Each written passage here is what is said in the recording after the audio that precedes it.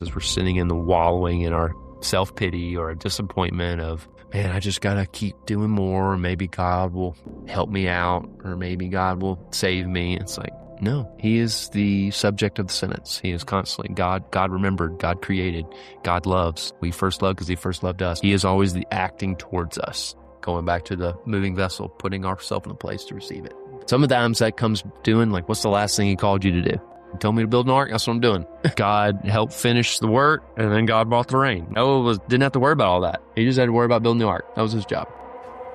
Hey, this is your first time to MentorForge. Go to MentorForge.com, scrolling down and clicking the free link, the 5 questions every man must answer.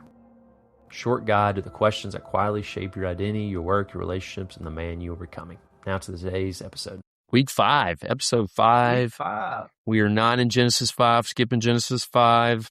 I'm sure there are some great teachers who can teach through a genealogy. I am not one of them, though. So, the biggest takeaway I got from chapter 5 was that Methuselah, oh man, he lived 969 years. Hey, roll tide. Okay. Golly. It's a long time. I don't know if I ever want to live that long. I know. Let's say, I mean, so are you in a wheelchair for the last? How does that work? Really, I don't know. Like, how does that? I don't know if wheels were invented yet, Bo. Well, but are you super old, like at 80, and then you stay that way? You got me. Yeah, who knows? I can't even comprehend it. Yeah. I do wonder if they populated the earth a lot because they're that old, though. Oh, think about that. Yeah. All those people ate for that 900 years. Yeah. Dude. He getting bezai. What do you think? I mean, so they're having a lot of kids. That's my assumption. Okay. Part of it. All right. But do we know if all their kids are listed in chapter 5, or is it just the influential ones? I guess we don't know, do we? Because it says yeah, I mean, I think we're getting the line of Noah. From Seth to Noah is what we're getting. Yeah. Lamech in chapter 5:28, he lived 182 years and had a son and named him Noah. I'm just wondering if there are other sons. Surely, could be. By the time you're 182, you've had a few. Yeah. Not just one. Chapter 5 is getting us from Seth to Noah. That's the point of chapter 5. Yeah. It's not necessarily giving us. I think you should go into it. You think so? I got nothing. I went into it, Bo. We're going Seth, Noah. We're at chapter 6. We got Noah. So, yeah, to give a little recap, I think at the end of the day, what is Genesis teaching us? It is teaching us to trust the story that God has us in. Do we trust God more than we trust ourselves? Or do we lean into fear, shame, anger to dictate our actions? Or do we trust God that he knows what's best for us? And that's what we're kind of getting to in chapter 6, and you see Noah here. So, well, the big one at the beginning of chapter 6, verse 4, the Nephilim. How do you say that? I'm going to hit it real quick. Okay. I got to. People are going to be like, why are you in chapter 6 and didn't do it? So 3 schools of thought that I'll just reference here real quick. I'm not going to do any finality on this. Do you want me to read it? Yeah, go ahead and read it. All right, so Genesis 6, verse 4, the Nephilim were on the earth in those days and also afterwards. When the sons of God went to the daughters of men and had children by them, they were the heroes of old, men of renown. Well, verse 3 is another interesting part, going back to what you said even before we hit record, was my spirit will not remain with mankind forever because they are corrupt and their days will be 120 years. So maybe God made a decree right there that they can't live that long. But it gets into these beings being created. So you jump. Verse 2 is the one that the sons of God saw that the daughters of mankind were beautiful, and they chose to have them as wives for themselves. And that's where we get the Nephilim. I don't know why my mouth can't, my tongue doesn't want to do it. I mean, do we know the definition of sons of God? So this is what I'm getting to. Okay. So the primary school of thought is they're angelic, divine beings, part of the rebellion, all the demons who the angels, like the 1/3 of the angels that were kicked out of heaven with Lucifer. So then now those angels are on earth. and they're impregnating. They're noticing how beautiful the women are. Yeah. So that weird discussion. Y'all are welcome to you can fast forward this. I'll give the note if y'all want to fast forward this part, but it's interesting note. So, and it was like a hybrid giants. They believe that Goliath maybe came from this lineage of people. It was interesting. But the second one it's in reverse. It's flipped, where the sons of God is the actual line of godly descendants of Seth, which Seth is the third son of Adam and Eve. And the daughters of mankind are the line of Cain. So they flipped it. And so this is what almost like that they were producing intermarrying between morals, spiritual corruption. And as a result of powerful, violent, renowned men, the fallen ones, in a sense, is what they called them. So that was Augustine, was his take on it. John Calvin and Martin Luther had a similar thought. Okay. That's pretty, when most everybody has the first take, and those three guys are pretty prominent theologians in the faith, especially evangelical faith. And the last one is like a royal tyrant view. Sons of God are ancient kings or rulers who claim their divine status and forcefully took women to produce violent, mighty men. That's a pretty far one. Demon-possessed tyrants, kind of what they're saying. But 1 and 2 are kind of the chief ones that they talk about. Y'all are welcome to discussion your groups. I don't think it really fits a long-term narrative. And maybe it's useful for men in today, but it's an interesting discussion. It's in the Bible. There's in the Bible, and it makes you think, and there's some mystery, there's some unknown, there's a curious desire to research and understand more, and why was it in the Bible? I also think it could probably be like we learned, like some of the big branches are like the main themes that we're hitting in Genesis that you're teaching us. This could be a small branch that you study, and then a month later you're completely away from the whole point of the book of Genesis too, right? Right. And so that's my point is sometimes we've been in men's groups like this. Some guys focus on this part. Because it's really interesting. It's interesting, but also it can be a good deflection to actually talk about real things. Right. And that's what I didn't want to bring up at first, but like it's in there and I got to mention it. Spend the majority of your time on it. To me, it is I would say 9 out of 10 times the dudes who do it and obsess over it and it's like you're deflecting from actually having a real discussion on what the Bible's really teaching you. Yeah. So that's me. That's Cartwright's opinion. Take it for what it is. Yep. So let's jump to 5 through 9, Bo. We're going to kind of hit on that one a little bit. Yeah, I'm going to hit that. Yeah. The Lord saw how great man's wickedness on earth had become, and that every inclination of the thoughts of his heart were only evil all the time. The Lord was grieved that he made man on the earth, and his heart was filled with pain.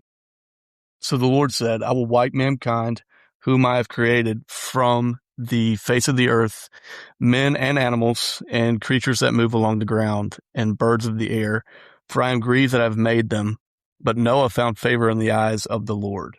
What's interesting that he says the Lord was grieved that he had made man on the earth. Yeah, there's I regret making man. That's to me, it's such a when you have a sovereign, omnipresent, omnipotent being, God, like, wait, I thought you had a plan here. Why are you also regretting? And to put that into, for us as men, how do we unpack that? How do we observe that? And I think sometimes God's still a being like us who he has emotions. We know that and read that in the Bible, and he gets to have a thought. He gets to have an understanding. He gets to have a place to, all right, this is what was happening, and there was a grieving in my heart about it, right? Jesus wept. We see Jesus flipping tables. We saw this, the anger of God. I mean, many people have that context, the Old Testament God of being angry. But there was, I think more than that, we feel like God had hopes. God gave us agency, and he had desires for us and plans. And if we're willing to trust him, he can really lead us to a beautiful place to thrive in, but for some reason we continue to choose other avenues. And I think that's what's grieving him here and to think about. Yeah, there is a weird balance between like him, like I guess his original plan was for Adam and Eve to be in the garden and never have fallen or introduced sin to the world. Yeah.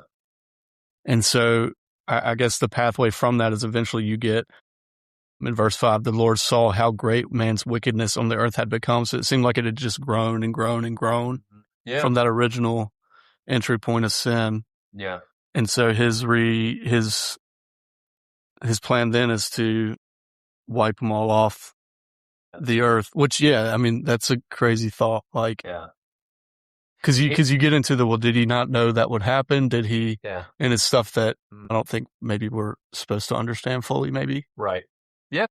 And I think it shows, I think a great leadership point to make here that we saw in verse 2 of Genesis 1, we saw with Adam and Eve, and we saw with Cain, that the earth was formless and void. It was chaotic. It was purposeless. And the spirit hovered over the waters. I was teaching about this yesterday, of like, meaning God wasn't sitting back waiting for the earth for the universe to figure itself out before he actually intervened. He was in the midst of it. We saw this when Adam and Eve sinned, and he started with a question and an accusation. Same with Cain. Like, he wants to be in the midst of us figuring this out. He wants to engage us. He believes in agency, autonomy on our end to actually choose what is good. Do not grow weary in doing good. That mindset in like, okay, I continue to choose what God has for me. Something I didn't mention last week, I think it was a good point to make, is like similar to this is Cain. It actually, I referenced, I didn't quite fully understand, but I researched it after, of course. Forgive me for not looking at it before the episode. But when it says, if you do right, will you not be accepted? And that word accepted actually means face lifted. Meaning like he didn't do right, and his face he was angry and despondent, right? It said, if you do right, will your face not be lifted? And I think that goes back to like just a constant daily choice of doing the right things. And you are hopeful, you're excited, you're moving. And when you continue to choose to do the wrong things, the fruit of that is anger, despondence, frustration, even to the point of violence, right? And so learning, like, I think that's why we have the disciplines in our Christian faith. That's why Paul talks about them a lot. Jesus talks about them a lot. They're not the end all be all. They're not the thing that make us right with God, but they are things we need because it keeps us in line with what his purposes are. Yeah. So, okay. Anyway, did I over-explain that? That makes sense. No, that was good. No, yeah. So I think that's what is not happening here in Genesis 6 with God's people. Yeah. And he is, I think, probably like he's doing today, continue extending an invitation. He sent the big invitation on the cross, right? But we're seeing that these people aren't getting it. So, but there's one guy that we read in verse 8, Noah. And we see Noah found favor with the Lord. And these are the family records of Noah. And Noah was a righteous man, blameless among his contemporaries. Noah walked with God, which is great. We have walked with God. There's a relationship there. God is with him. God is invited into his life. Mm-hmm. And the big thing, I think, with Noah, the tension that we get to this story. All right. So therefore, you are a man of God. You walk with God. You have a relationship with him. You have favor with him. Okay. Now the real work begins in a sense. I think the whole key to the story here is most faith is built in the waiting. Here you have a man that God calls him to build a boat in his front yard for years where it's never rained. The neighbors basically treat him like he's a crazy person. And the strange thing about Noah, it isn't the flood, is that he kept swinging the hammer for decades with no evidence he was right. That's wild.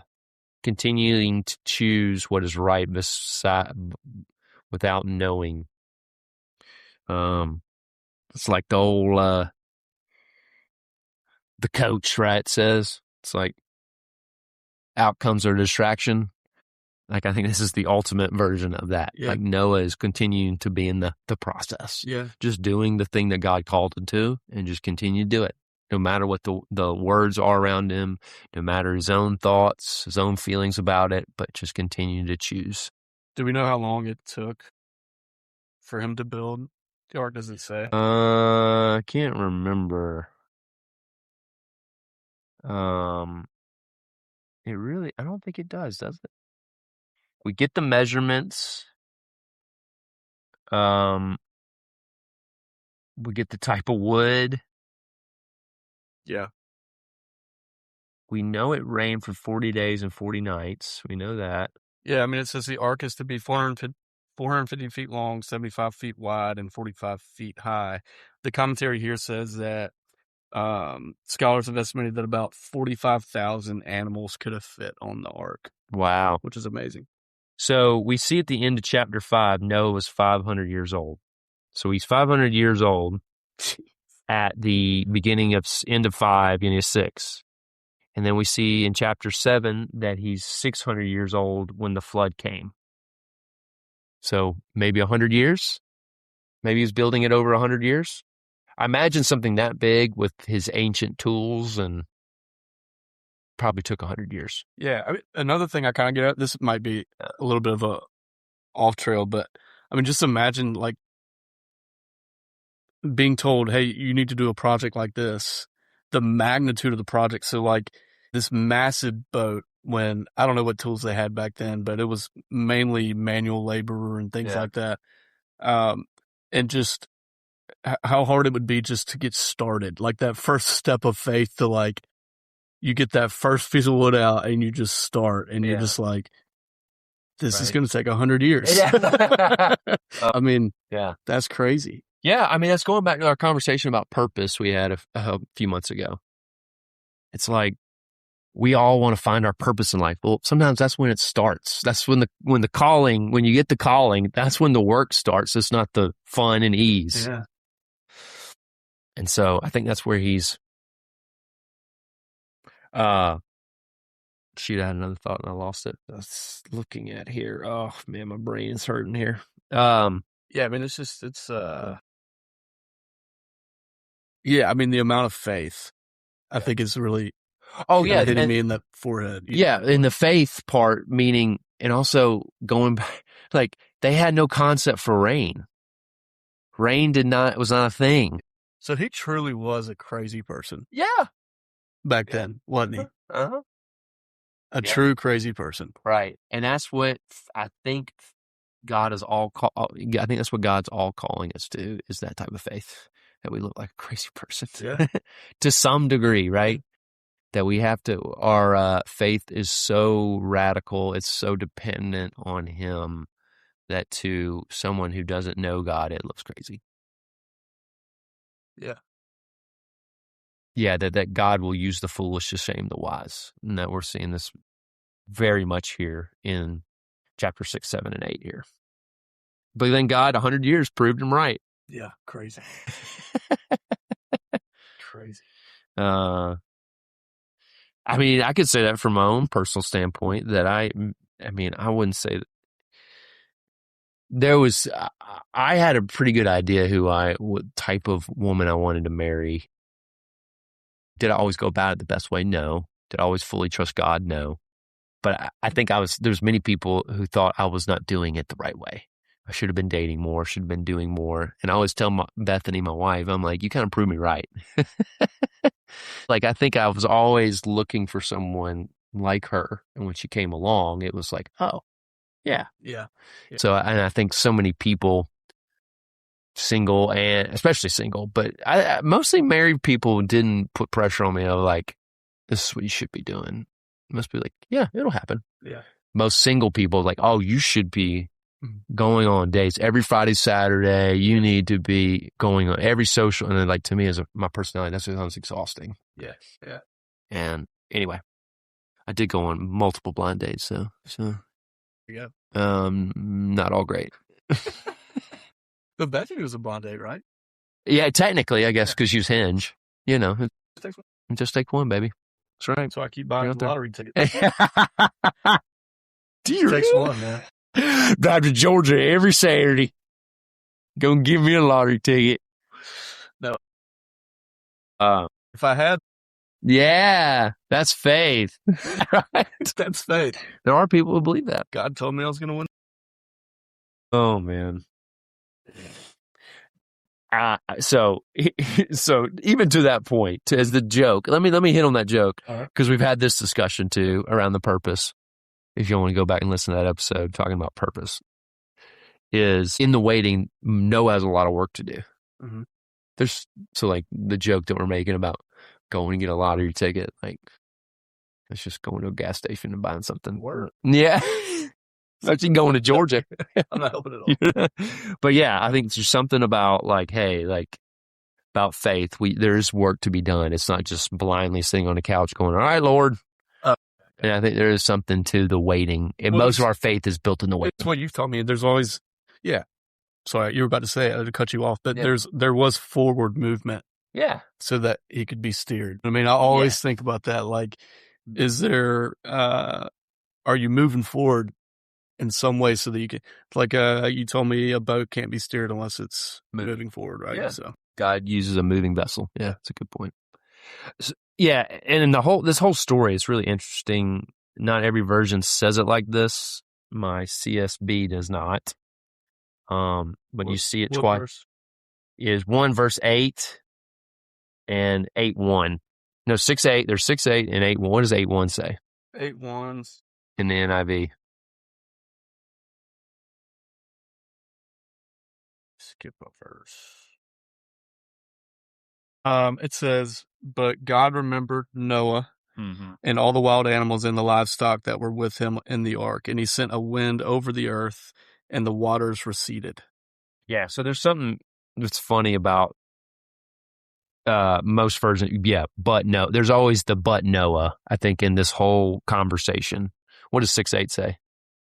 6:8 says, but Noah found favor in the eyes of the Lord. So NIV says, but Noah. Yeah, there's always the caveat. I think God is always looking for the caveat. I think the Christian faith, we constantly look at, the world constantly looks at the lens through the religious and irreligious. The let me do whatever I want or follow all the rules. And like God is always wanting us to look at the third option, which is Him, right? Which is Jesus. And I think this is like Noah's that third option, right? It's like I could just keep letting you do whatever you want, or I could just burn the whole thing to ground and it's over. And God's like, no, but Noah. I'll spare Noah. And it's interesting that why the English translates into God remembered Noah. Like, did he forget? Which is, did he? Yeah. I wonder what the actual translation of that is. Yeah. And I think the remembered does not suggest that God ever forgotten about Noah. When he used of God remember suggests that the intuition of miraculous saving act of God using language that reflects God's intentional act of creating the universe. It's just similar, like God caused the wind. God, there's a level of action on His part. That's what it is. And I think we always gotta. I think that I've hit that on this podcast more than once, but we always have to think about in our lives as we're sitting in the wallowing in our self-pity or a disappointment of, man, I just gotta keep doing more. Or maybe God will help me out, or maybe God will save me. It's like, no, He is the subject of the sentence. He is constantly God remembered, God created, God loves. We first loved because He first loved us. Like He is always the acting towards us. It's just going back to the moving vessel, putting ourselves in a place to receive it. And sometimes that comes doing like, what's the last thing He called you to do? And Noah's like, hey, you told me to build an ark. That's what I'm doing. God brought the animals.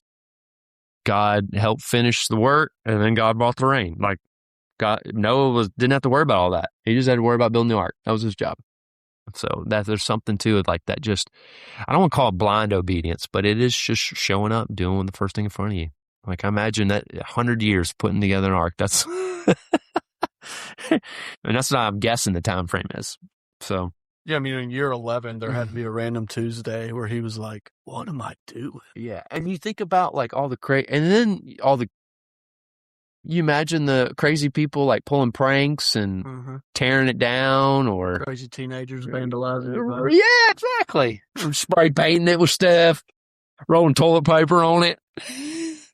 Yeah. That's kind of interesting. So I just had a random thought, but this is kind of, we did a Bible study about the prophets and kings throughout the Old Testament. Yeah. And there's plenty of times with Israel or God's people or however you want to define it, where God will say, hey, you guys are doing the wrong thing.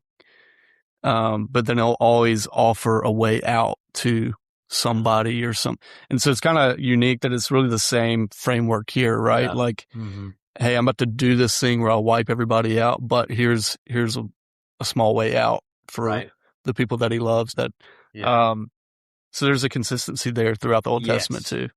Yeah, we see that. I mean, it's right here. My Bible has the flood, the plagues with the Egyptians. You see the exile, and ultimately the cross. So the plagues with the Egyptians, if you put the blood of the lamb in your door, this is about to happen, but here's a way out, right? If you listen and are faithful and actually do the action. Yeah, without knowing the result. So there is that aspect of kind of not blind faith, because, I mean, Noah's hearing the audible voice of God tell him. So to me, it's like, well, that's a little bit easier because you're hearing the voice of God. Yeah. But I mean, 100 years though. Yeah. I mean, by year 20, you're like, did I really hear that? Yeah, right. Yeah. I've had that conversation with God. Did I really follow you here? Or is this just something made up in my head? Yeah. 100%. Or even John the Baptist. If you think about, I don't know what chapter, you probably tell what chapter, but John the Baptist, when he sent his guys to go ask Jesus, hey, are you really the guy? You remember, like, he baptized and did all that stuff? Yeah. Sent him back and was like, wait a minute, this feels uncomfortable. Are you sure you're the guy? Which is, that was, that's Matthew 11. And it's a really good chapter because it does what we see. I mean, you see Jesus break down what in that whole chapter, not directly about John the Baptist, even in other areas, what we trust in. We trust in our circumstances, which is what John the Baptist is looking at. He's in prison and he's like, this is one I thought it was going to be like. So maybe I had it wrong. Right? And we do that. And Jesus in that moment, though, corrected him and said, hey, go tell John the three things. The lame are walking, the blind are healed, all that, right? And then he goes to, but then Jesus confronts like how we trust in our own intellect. And he talks about children and how children have more of it figured out of the kingdom than we do. And then he gets into talking about morals and what you think about where you'll be on Judgment Day and how we trust in our own morals to really save us. And it's really interesting in Matthew 11, he hits on those three pieces as humans. We actually look at our circumstances, our own intellect, and our own morals to save us or to depend on. And really Jesus is saying, like, I'm transcending all three. And all three of those things Noah had to have dealt with. Oh, 100%. Like that, I just picture like a day in year 23 where like he built this big piece of it and it crumbles down because they built it wrong. And you have to like the next day start again. Right. And start again. Like this person was in charge of this side of the boat. Like this son was supposed to build it. He built it wrong. We got to start over. I mean, how many times do you think that happened? Yeah. I mean, especially, with construction now, it happens every day. Imagine back then, man. Like, I mean, and not even when it doesn't work out and something falls or it isn't right, you don't have a track hoe or something you got to literally get in there. Yeah. Oh yeah. On some lever system, maybe. I mean, just the faith. I've never thought about it. I've never really like read this story. I'm kind of ashamed to say, but I mean, just the faith that had to have been involved. Yeah. That obedience to continue to show up. Yeah. And how it probably built his faith that the more he did it, the more he grew. Which I think, they didn't have any cranes to like help him do it. And which makes me want to go to our sponsor today, Craneworks. Had he had it. Could have been done. Yeah, right. If only Noah had Craneworks, which you could have Craneworks in your business today. No. Yeah. No, that's crazy. Yeah. And it's, and like a lot of times too, a lot of times with work, family, finances, whatever the stuff we're dealing with, health, it's like a lot of times you'll be like, God, will you just say something to affirm what you had told me a few years ago? How many times have Noah probably did that? Like, God, you're not saying anything again, man. I need you to affirm that what I'm doing here is the right thing. Well, there's something I think they talk about at the end of 6 there that is or the middle of 6, trying to, it's a little bit of, I think, a note for us as believers. He found favor with God, and he walked with God. I think staying, like any relationship, it's like this, too many people put a religious connotation to this obedience. It's like, man, he was just doing the prayers and doing what he needed to do and get it done. I'm like, it's so much beyond that he was in relationship with God. He walked with him. So one way, I think he was probably more current. So to your point, I imagine there was moments that he felt God was silent and he just had to continue to do what he's doing. But I imagine there's a lot of moments like he felt God's presence. He understood God's in the midst of the doing. And also probably when he was building something so radical that he needed a divine influence to help him out. So it was constantly probably a dialogue. Yeah. Hearing God, being in a relationship with him, like, hey, we're trying to work on this. What do you got any insight on that to help me out? It's like, right, So, I think you got to, like, it's staying current, staying up to date as in your relationship. It's always being in a relationship because then, in a lot of ways, like, he told you to start doing this. I mean, there's a story in Elijah a lot about this. God told him to go to the river. The river was desolate, and then he asked God, and God gave him new direction. It's like that. That's, I think, in our relationship with God is like, hey, I'm meant to do this for a season, and then I'm meant to pivot. Right? Yeah. And the trust to do that. I think there's, I know many people that, like, hey, they were very successful in business, and then all of a sudden they're called to mission field. And I know plenty of people who are in the mission field for years, and then God called them to be more settled and go in business. And it's like, there's both. And it's just staying up to date, staying walking with God, not being overwhelmed by the instruction or the direction that he's taking you, and just trusting the story. Yeah. Because I think there's been many times in my life where I feel like God's told me to move in a certain direction. And I'm like, that's crazy. That's really weird. I don't know. No. Oh, yeah, but now it's making sense. I feel at peace about it. Crap. Yeah, I guess I'm doing it. Multiple times. Yeah, and this is kind of it's a serious but kind of funny thought. Like we talk about this a lot, but like one thing I am jealous of Noah is that God told him, hey, it needs to be 450 feet long, 75 feet wide, and 45 feet high.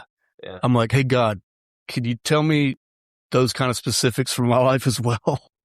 I mean, like when's the rain going to come? Hey, I need to have it by this date. Yep. Yeah. So for this job, how's it going to work? Right. And it's 6 months, like with this situation I'm dealing with in my marriage or in parenthood or whatever. Like, hey, what are the measurements here? And please deliver them to me as soon as possible. So I know exactly what to do. So that's the one piece I'm kind of jealous of. I'm like, at least he gave him like because you don't see that much. Mm-hmm. Usually, I mean, like in the parables and stuff, it's pretty like, hey, I'm trying to bring you into a relationship so that you have faith and that you move. Now he gives them the real measurements here. So that's kind of nice. Well, I think there's something, God gives us the information we need, but he doesn't give us the information that would take us out of relationship. Yeah. If he gave, that we wouldn't walk with him and depend on him in the midst of it. Like Jesus said, hey, I'm going to die, and 3 days later I'm going to be resurrected. The church is going to be split, and I'm going to rebuild the temple in 3 days. He says that, and they're all like, what? But he doesn't say when that's going to happen. He just gives them the 3 day thing. Yeah. I'm going to die and be resurrected in 3 days. I'm going to the temple's going to be teared down. It's going to be rebuilt in 3 days. And they're like, what? Huh? Can you give us some? Yeah, even to Peter, Peter was like, hey God, Jesus, let's be cool here. Yeah. He's like, get behind me, Satan, right? Yeah. And it's like, he gives measurements of what we need to hear. He knows what we need to hear, but he doesn't necessarily give the thing that we actually want. That's good, man. Because we want the ladder. We want the steps. We want where's the bar so I can jump over it? And he's like, tell me what to do. If I gave you the instruction manual, you would probably worship the instruction manual. You wouldn't worship me.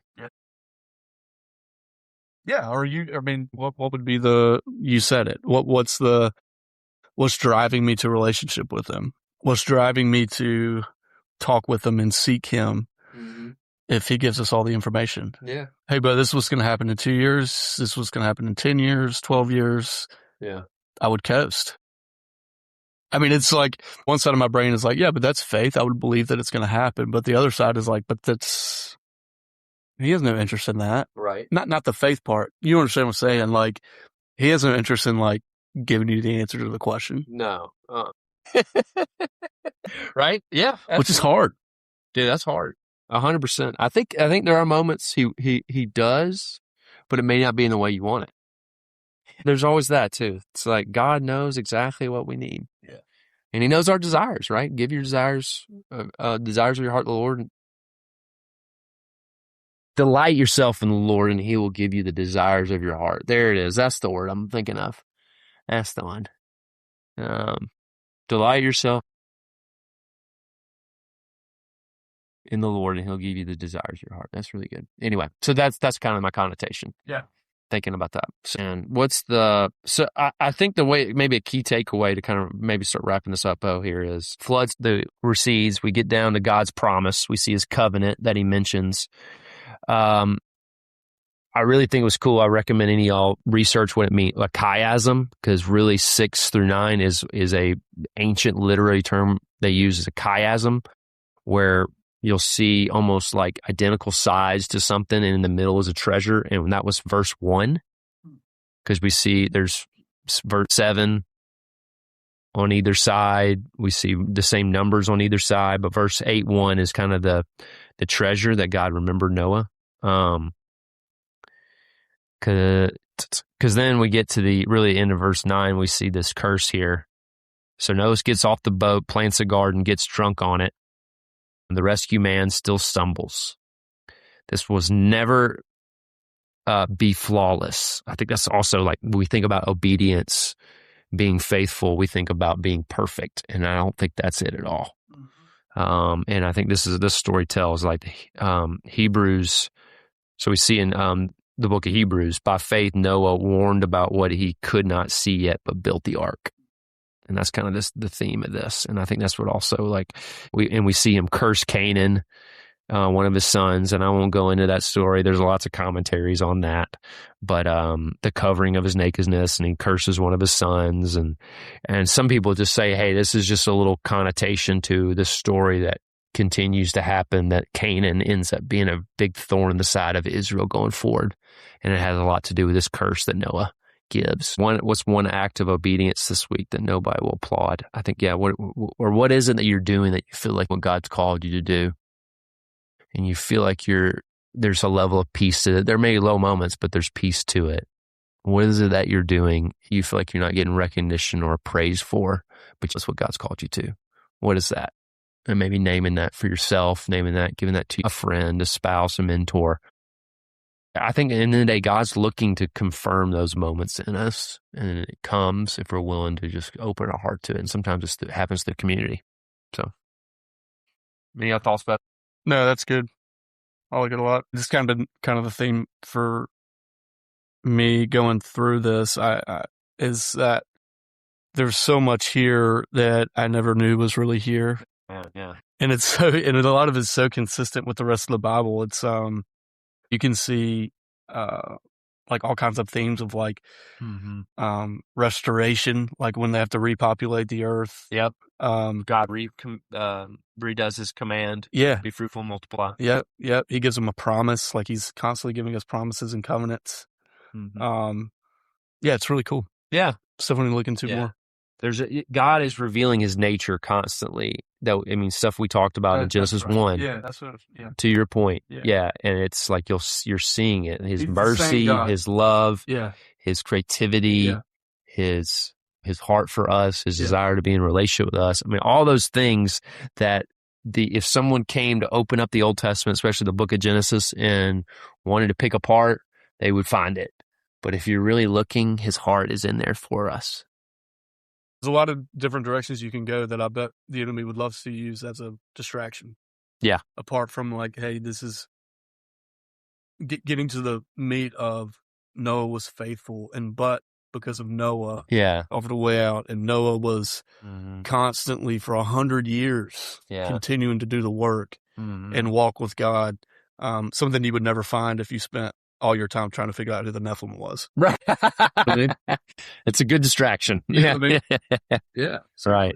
So here's two questions, maybe send it out. I mean, where am I tempted to quit because I can't see the results yet? I think that's a good question for all, especially you young men. You're in probably a career that you feel's dead in, or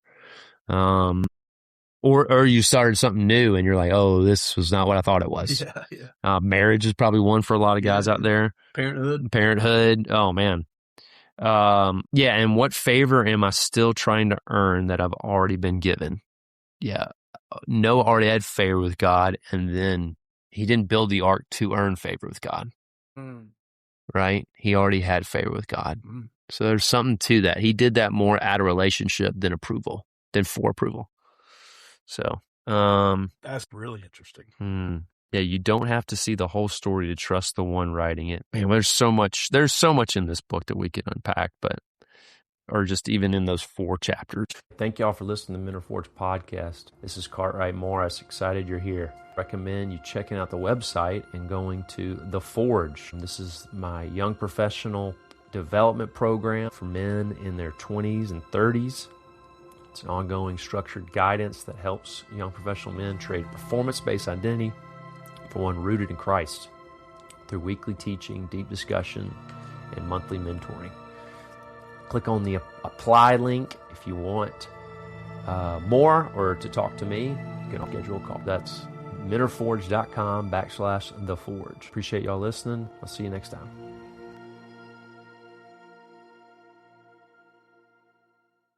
Today's episode is brought to you by Bravenly Hydrate. It's hot out there, and you got to stay hydrated because regular water is just not going to cut it. And the main brand sports drinks got stuff you don't need to consume. So I recommend hitting the link in the bio and checking out Bravenly Hydrate. Lemon lime's my favorite flavor, but I recommend checking out more of Bravenly products. It's really great stuff for your health and well-being. So hit the link in the bio to find out more about Bravenly products.